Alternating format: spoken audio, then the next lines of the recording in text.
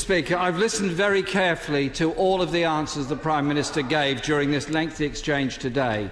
I've listened very carefully to what members on all sides of the House have said. And it's very clear that it is very bad, unacceptable, that we should be waiting almost a month before we have a meaningful vote on a crucial issue facing the future of this country.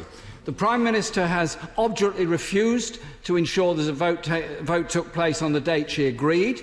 She refuses to allow a vote to take place this week and is now, I assume, thinking the vote will be on the 14th of January, almost a month away. This is unacceptable in any way whatsoever. So, Mr. Speaker, as the only way I can think of ensuring a vote takes place this week, I am about to table a motion which says the following: that this House has no confidence in the Prime Minister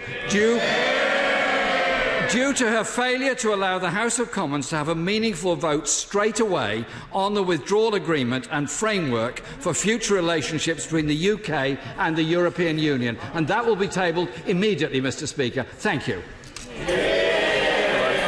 Thank the Leader of the Opposition for what he said. It requires no response from me, but it's on the record. And I move to the next point of order, which is from the Honourable and Learned Lady. Point of order, Joanna Cherry. Thank you, Mr. Speaker. In response to a couple of questions from my honourable friends, the Prime Minister has implied that Scottish National Party MPs and the Scottish Government were aware at the time the bill was brought that the UK withdrawal from the EU Legal Continuity Scotland Bill was out with the legislative competence of the Scottish Parliament.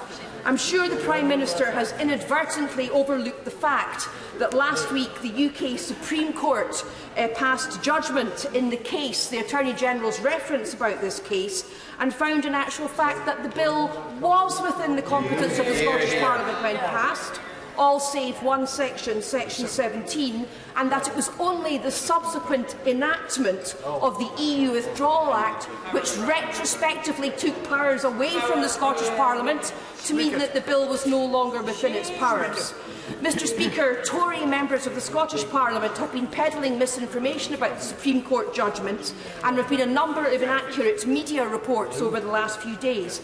I am certain that the Prime Minister would not mean to perpetuate misunderstandings about a judgment of the United Kingdom Supreme Court, and I seek your guidance on how I can put the matter straight and on the record in this respect. Thank you. Let me say to the Honourable and Learned Lady that I think that she has found her own salvation. She is aware of the device.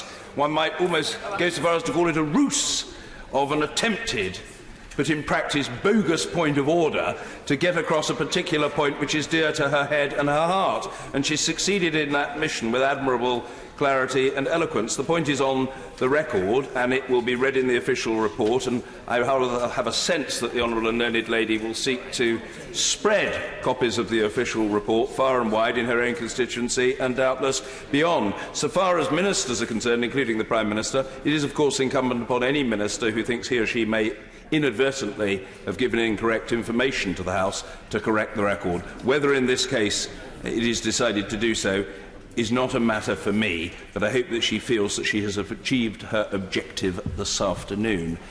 Point of order, Mr Tom Brake. Thank you, Mr. Speaker.